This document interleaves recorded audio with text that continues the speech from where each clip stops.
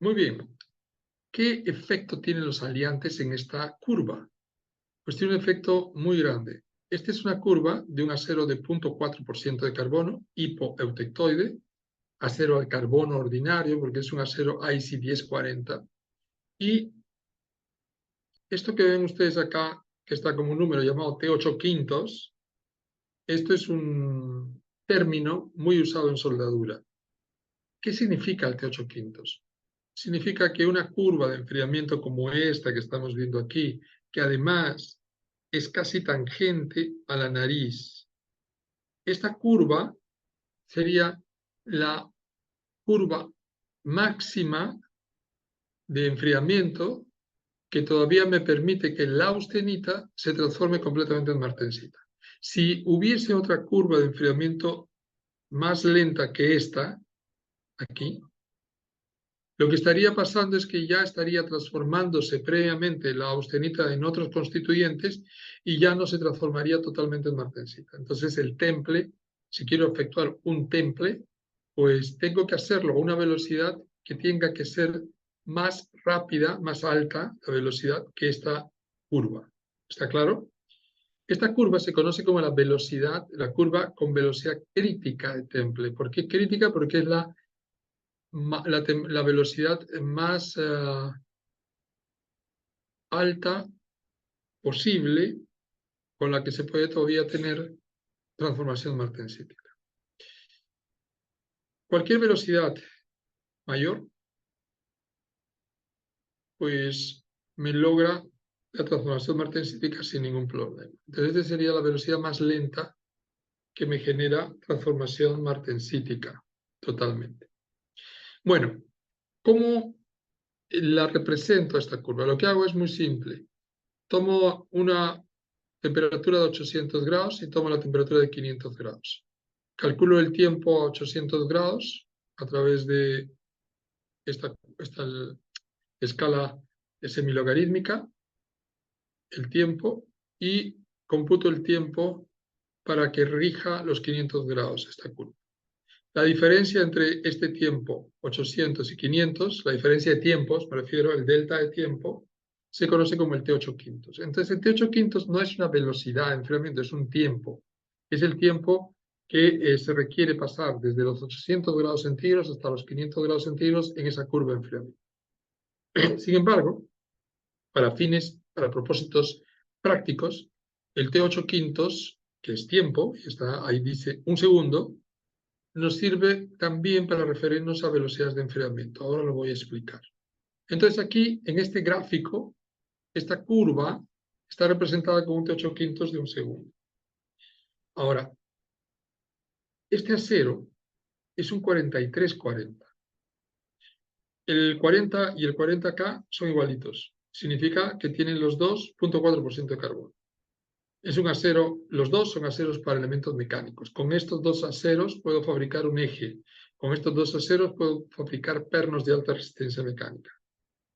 Pero la diferencia entre estos dos aceros es que este tiene elementos de aleación, cromo y níquel. ¿Ya?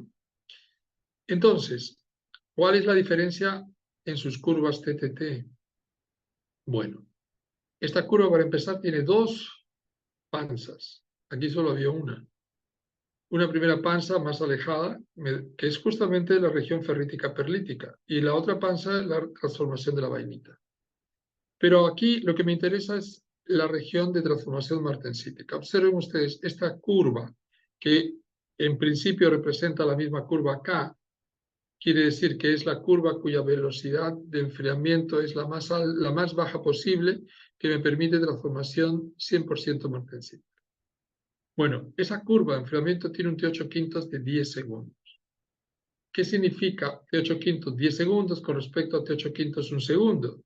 Significa que aquí la curva, esta curva TTT, está desplazada hacia la derecha a tiempos mayores, de modo que yo he necesitado una curva con un enfriamiento 10 veces más lento que para con este acero 1040. En otras palabras, con un acero 4340 puedo lograr transformación 100% martensítica templando el acero en aceite, Mientras que en este caso, para la misma pieza, tendría que ser necesario un temple violento en agua. Entonces, los elementos de aleación desplazan, como regla general, la curva TTT hacia la derecha, haciendo que sea más fácil el temple del acero. ¿Está claro? ¿Se entiende?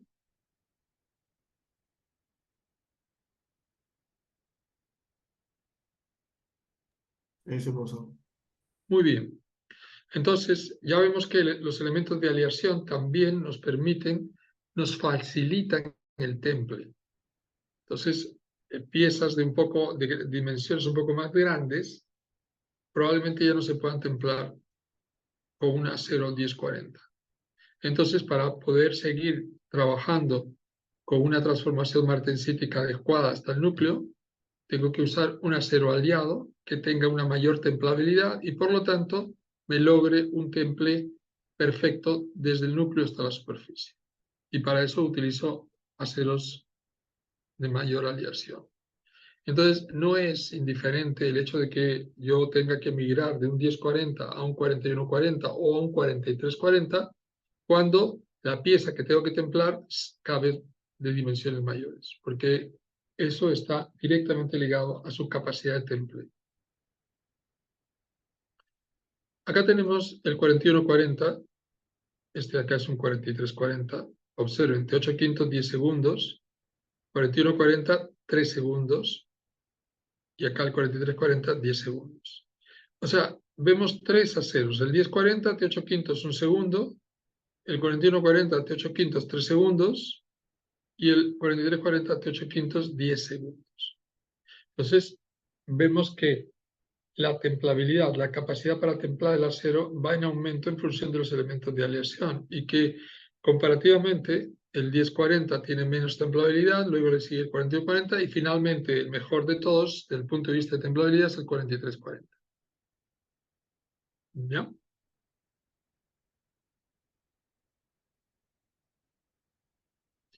Entonces los elementos de aleación lo que buscan, lo que provocan en el acero es mover la curva TDT hacia la derecha, de manera que eso facilita la capacidad de temple. Quiere decir que con enfriamientos más lentos yo puedo alcanzar la microestructura de 100% martensita. Eso se conoce como mayor templabilidad. Vamos a repasar entonces lo que hemos visto. Si realizo un tratamiento isotérmico en un acero 4340, como el que estamos viendo, la curva TTT es de un 4340. Durante 1000 segundos, que son más o menos 17 minutos. 1000 segundos está acá, este punto. Luego del cual fue enfriado rápidamente en aceite. De aquí lo pasamos a aceite. Pregunta, ¿cuál es la temperatura final a 20 grados centígrados, a temperatura ambiente? ¿Quién me lo dice? Observen bien la curva.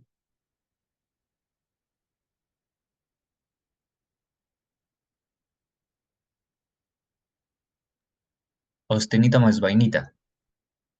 Austenita más vainita. Casi, casi, casi, casi, casi.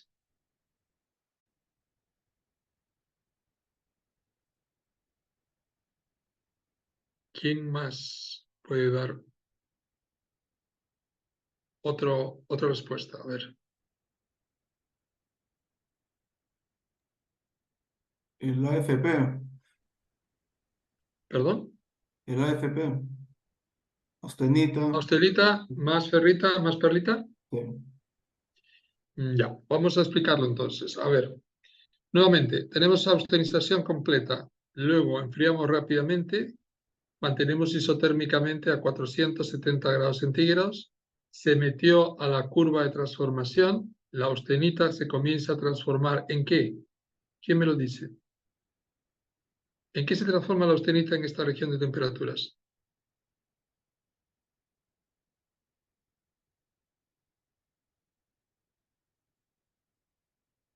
¿En qué constituyente se va a transformar allí, en ese rango de temperaturas, en esa temperatura, según el diagrama que estamos viendo?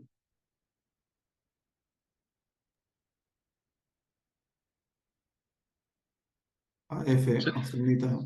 Con ferrita. ¿Perdón? AF. No, porque la F está acá. El Austenita AF, más vainita. aquí está el A más B, es decir, austenita más vainita. Entonces la austenita en esta región de la curva está transformándose básicamente en vainita. Entonces, cuando ha llegado hasta aquí, hasta 1000 segundos, que son 17 minutos, llega a esta línea punteada que me está diciendo que hay una transformación de austenita en vainita al 50%. Quiere decir que solo el 50% de la austenita se ha transformado a ese tiempo en vainita. Y el resto está como austenita. Entonces tengo vainita al 50% y 50% de austenita. Ahora esta austenita se enfría rápidamente en aceite.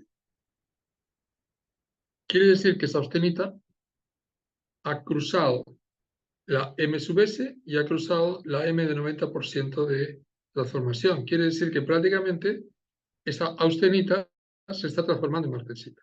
Entonces el resultado, la microestructura final está constituida por vainita, que ya está transformada la austenita aquí en vainita, más el resto de la austenita que al enfriarse rápidamente se transforma en martensita. El resultado es martensita más vainita.